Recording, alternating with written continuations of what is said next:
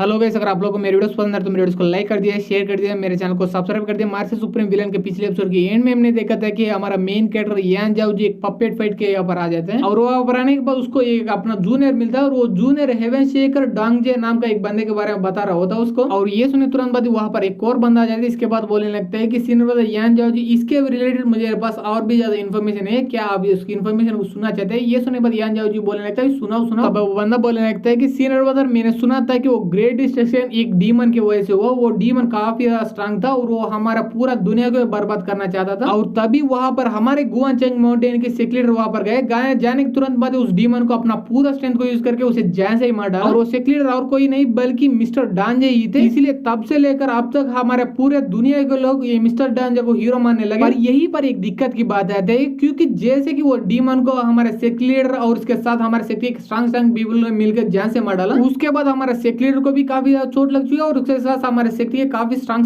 People को भी पूरी तरह चोट लग चुके थे। ये सुनने के बाद दूसरा बंदा बोलने लगता है कि और यही मौका देखकर हमारे कॉम्पिटिटर के सारे सेक्ट ने पूरी तरह स्ट्रांग बनना चालू किया है। इसके वजह से अब तो देखो हमारे गुआनचेंग सेक्ट वो सारे सेक्ट के मुकाबले काफी ज्यादा वीक हो गई है। ये लोग ये बात किए जा रहे थे तभी पीछे से कोई बंदा आ जाता है। आने के तुरंत बाद जोर से चिल्लाने लगता है कि तुम लोग ऐसे ही पुराने सेक्रेटरी के कारनामों के बारे में बात कर सकते हो, क्योंकि अभी के लिए तेरे पास और तेरे सेक्ट के कोई भी बंदे के पास इतना औकात नहीं है। और ये आवाज सुनने के बाद यान जाओ जो बोलने लगता है कि अबे साले तुम्हारी आवाज पहले ही काफी ज्यादा बेकार थी और ऊपर से इतना ज्यादा जोर से चिल्ला रहे हो, यहाँ पर हमारे कान के पर्दे पूरी तरह से फट रहे हैं, तो इसलिए तुम अपने आप ही चुप हो जाओ वरना मुझे जबरदस्ती वहां पर आकर तुम्हारे मुंह चुप करना पड़ेगा। और तभी हम इस बंदे की तरफ देखते हैं, यही बंदा होता है वो जोर से चिल्लाने वाला बंदा। और ये बंदा और कोई नहीं बल्कि ग्रेट सन सेक्ट का आउटर गेट का एल्डर होता है और इस बंदे का नाम शियाओ शैंग होता है। और इसे देखने के बाद हमारे यान जाओ जो बोल रहा होता है कि अबे साले तू तो बुढ़ा बन गया है, क्योंकि तेरा दाढ़ी निकल गया है और हम दोनों इतना साल के बाद मिल रहे हैं, मुझे बिल्कुल ही नहीं लगा था कि तुम इतना बदल चुके होगे। और ये सुनने के बाद वो शियाओ शैंग बोल रहा होता है कि अबे साले अब मैं पहले जैसा नल्ला बंदा नहीं रहा है, बल्कि अब मैं ग्रेट सन सेक्ट का आउटर गेट का एल्डर बन चुका हूं, तो इसलिए अपना औकात में रहकर बात कर ले मुझसे। एक सेकंड मैं महसूस कर सकता हूं तू अपना की मैनिफेस्ट कर रहे हो पा रहे हो क्या? इसका मतलब तू फाइनली आउटर मास्टर के स्टेज के ऊपर जा चुके हो क्या? ये सुने तुरंत बाद यान जाओ जो अपने डोले दिखाते बोला होता है हाँ मैं फाइनली आउटर मास्टर के स्टेज के ऊपर जाता हूँ, इसीलिए मेरे डोले भी बढ़ चुके हैं, इसलिए ये बार देखो यहाँ पर। और ये देखने के बाद शिया सॉन्ग बोला होता है कि अबे साले मुझे फर्क ही नहीं पड़ता तू आउटर मास्टर स्टेज के ऊपर जा चुकी है या नहीं, पहले अपना एक्सपोजिंग पूरी तरह से बंद करो, मुझे मेरे से देखा बिल्कुल नहीं जा रहा। और मैं यहाँ पर तुमसे कैजुअली बात करने के लिए नहीं आ रहा हूँ, मैं यहाँ पर इसीलिए आ रहा हूँ क्योंकि मैंने सुना था कि तुमने आई ऑफ द वर्टेक्स के अंदर हमारे सेक्ट के बंदे को पूरी तरह से कुटाई कर डाला। और क्या तो ये सच में लगता है तुम हमारे ग्रेट सन सेक्ट डिसेबल को बुली करो, उसके बाद हमारे ग्रेट सन सेक्ट तुम्हें ऐसे ही छोड़ देगा? ऐसा सपने में नहीं होने वाला। ये सुनने के बाद यान जाओ जो बोलने लगता है वो क्या अब मुझे पूरी तरह समझ आ गया, तू कमीना और वीकलिंग युवान लांग के बदला लेने के लिए यहाँ पर आ चुके होगे। और तुमने मुझसे पहले ये क्वेश्चन पूछा कि क्या ऐसा करने के बाद तुम्हारे सेक्ट मुझे छोड़ेगा? बिल्कुल छोड़ेगा भाई, क्योंकि तेरे पास इतना औकात नहीं और तुम्हारे सेक्ट के पास इतना औकात नहीं कि मुझे पनिशमेंट करने का। और ये बात सुनने के बाद शियाओ शैंग बोलने लगता है कि अबे साले इतना भी ज्यादा उछलने की कोई भी जरूरत नहीं, क्योंकि अगर मैं चाहता हूँ तो मैं तुझे आसानी से यहाँ पर बुली कर सकता हूँ, अगर मैं चाहता हूँ तो यहीं पर जान से मार डाल सकता हूँ, क्योंकि तेरे लेवल से मेरे लेवल काफी ज्यादा हाई है। क्योंकि अगर मैं ऐसा करके तुम्हारे ऊपर जीत भी गए तो तब भी मेरा ये बदनाम हो जाएगा, क्योंकि मेरे से तुम काफी ज्यादा वीक हो। पर मैं यहाँ पर तुम्हें सबक सिखाने के लिए आया हूँ, तो इसे सबक सिखा के यहाँ जाऊंगा, तो इसलिए हम दोनों मिलकर ऐसे फाइट में कम्पीट करेंगे, उसमें तुम भी इक्वल होगी और मैं भी इक्वल होऊंगा। अगर तुम उस फाइट में जीतोगे तो उसके बाद मैं सारे गिलास भी बोलूंगा और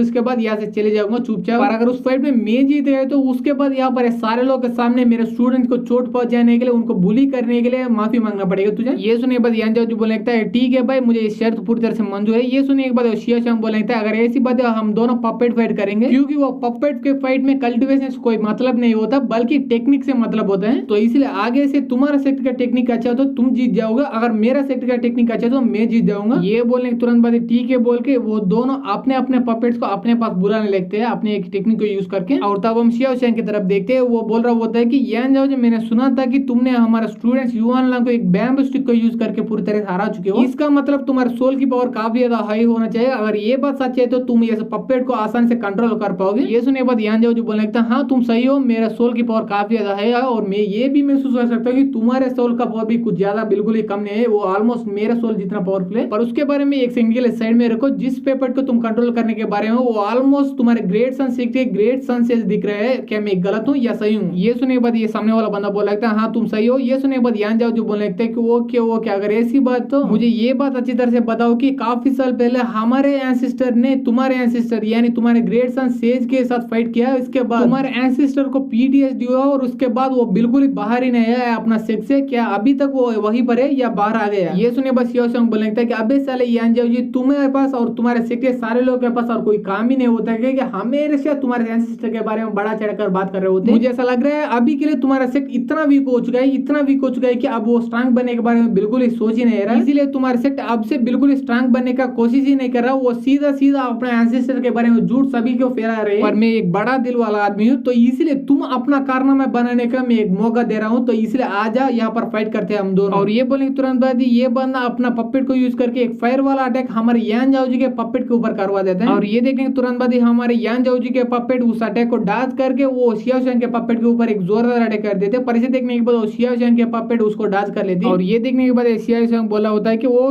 क्या अब खेलने का समय खत्म हो चुका है, अब सीरियस बनने का समय आ चुका है। ये बोलने तुरंत बाद अपना पपेट से एक पाम की टेक्निक यूज करना लगता है। और इस टेक्निक के बारे में ये लोगों को अच्छी तरह से पता है, तो इसलिए ये लोग बोल रहे होते हैं कि अरे बाप रे ये तो 7 पाम का टेक्निक है। और ये पाम टेक्निक नॉर्मली सामने वाले बंदे को पूरी तरह से कुचल के रख देगी, उसको भागने का मौका भी नहीं देती। और तभी हम वो अटैक की तरफ देखते हैं, उस अटैक की वजह से वहां पर 6 पाम पूरी तरह से रेडी हो जाता है। और इसे देखने के बाद हमारे यान जाओ जी का पपेट एक जोरदार तलवार की स्ट्राइक कर देती है वो 7 पाम के ऊपर। इसके वजह से वो 7 पाम वहीं पर पूरी तरह से बर्बाद हो जाती है। और ये देखने के बाद यान जाओ जी के जूनियर चिल्ला के बोलने लगता है कि अरे यार हम तो यूं घबरा रहे थे, क्योंकि ये उसका अपोनेंट और कोई नहीं बल्कि हमारा सेक्ट का वन ऑफ द स्ट्रॉन्गेस्ट बंदा यान जाओ जी है। इसीलिए हमारे सीनियर ब्रदर ने उस अटैक को आसानी से पूरी तरह से खत्म कर डाला। और इसे देखने के बाद शिव शंकर बोलने लगता है कि तुम लोगों को इतना भी जल्दी इतना ज्यादा उछलने की कोई भी जरूरत नहीं, क्योंकि क्या तुम लोगों को सच में ऐसा लगता है मेरे पास यही एक टेक्निक है। और ये बोलने के तुरंत बाद इसका पपेट हमारे यान जाओ जी के पपेट के ऊपर 1000 पाम टेक्निक नाम का एक टेक्निक को यूज करके अटैक कर देती है। और इस टेक्निक की वजह से हमारे यान जाओ जी के पपेट के चारों ओर काफी सारे छोटे छोटे हाथ आते हैं। आने के तुरंत बाद वो सारे हाथ हमारे पपेट को पूरी तरह से मारने लगते हैं। और इसे देखने के बाद हमारे यान जाओ जी थोड़ी देर के लिए सोचता है, इसके बाद अपना सोल का पावर यूज करके वो सारे छोटे छोटे हाथ को पूरी तरह से बर्बाद कर डालता है। इसे देखने के बाद शिव शंकर के पपेट यान जाओ जी के पपेट के ऊपर एक जोरदार अटैक कर देते हैं। पर इसे देखने के बाद यान जाओ जी के पपेट उस अटैक को पूरी तरह से काट डालती है। इसके बाद अपना तलवार को लेके वो शिव शंकर के पपेट को आर पार करने ही वाला होता है। और इतना फास्ट से आता हुआ पपेट को देखकर ये अपने मनी में सोचने लगता है कि ऐसा ऐसा कैसे पॉसिबल हो सकता है। उतने में हमारे यान जाओ जी के पपेट उस पपेट के पास आ जाते हैं। आने के तुरंत बाद अपना तलवार को यूज करके उस पपेट के आर पार कर देती है। और इसे देखने के बाद शिव शंकर अपने मनी में सोचने लगता है कि शीट ब्रो, मुझे बिल्कुल ही नहीं लगा था कि मैं इतना आसानी से उस बंदे के हाथ में हारा जाऊंगा। और तब हम ये दोनों पपेट की तरफ देखते हैं। इसके अटैक की वजह से वो शिव शंकर का पपेट धीरे धीरे करके पूरी तरह से बर्बाद हो ही जा रहा होता है। और इसे देखने के बाद वहां पर कुछ बंदे बोल रहे होते हैं कि मुझे बिल्कुल ही नहीं लगा था कि कल्टिवेशन हाई लेवल वाला शिव शंकर को कल्टिवेशन लो लेवल वाला यान जाओ जी हरा पाएगा, पर उसने हरा दिया, वो भी काफी ज्यादा आसानी से। और इसे देखने के बाद शिव शंकर बोल रहा होता है कि मैं मानता हूँ मैं तुम्हारे हाथों में आसानी से हार गया। ये सुनने के बाद यान जाओ जी बोलने लगता है कि ये सच बात है कि तुम मेरे हाथों में आज हार गए, पर इसका मतलब ये नहीं कि मैं हमेशा सच हूं और तू हमेशा गलत है, क्योंकि तुमने मुझसे पहले ये बोला था कि पास के बड़े बड़े कांड के बारे में पूरी तरह से भूल जाओ और अभी के लिए कैसे स्ट्रांग बनाया जाए उसके बारे में पूरी तरह से फोकस करो। और ये बात मैं भी मानता हूँ, क्योंकि ये बात 100% सच है। ये सुनने के बाद शिव शंकर बोला था हाँ ये बात सच है, पर ये बात इतना भी सच नहीं है, क्योंकि अभी के लिए तेरे सेक्ट के अंदर तेरे जैसे 1-2 बंदे स्ट्रांग है, इसीलिए तेरा लेवल मेरे से काफी ज्यादा कम होने के बाद भी तुमने ये पपेट फाइट के अंदर मुझे आसानी से हरा चुके हो। यहाँ पर तुम्हारा तारीफ कर रहा हूँ, इसका मतलब ये नहीं कि आपसे हम दोनों अच्छे दोस्त बन गए, ऐसा सपने भी नहीं होने वाला, क्योंकि जब तक तुम्हारे गुआनचेंग माउंटेन और हमारे ग्रेट सन सेक्ट दोनों राइवल्स रहेंगे, तब तक तुम्हारे गुआनचेंग सेक्ट के सारे स्टूडेंट्स और हमारे ग्रेट सन सेक्ट के सारे स्टूडेंट्स पूरी तरह से राइवल्स ही रहेंगे। इसका मतलब तुम और मैं हमेशा के लिए राइवल्स ही रहेंगे। तो इसलिए आगे जाकर मुझे कोई अपॉर्चुनिटी मिल गया तब मैं इसका बदला जरूर लेके ही रहूंगा, और इसका बदला लेके अगली बार तुम्हें हरा के ही रहूंगा। और ये बोलने के तुरंत बाद हमारे ये एपिसोड यही पर खत्म हो जाता है। अगर आप लोग को ये एपिसोड पसंद आए तो एपिसोड को लाइक कर दिए, शेयर कर दिए, मेरे चैनल को सब्सक्राइब कर दिया। Thanks for watching guys.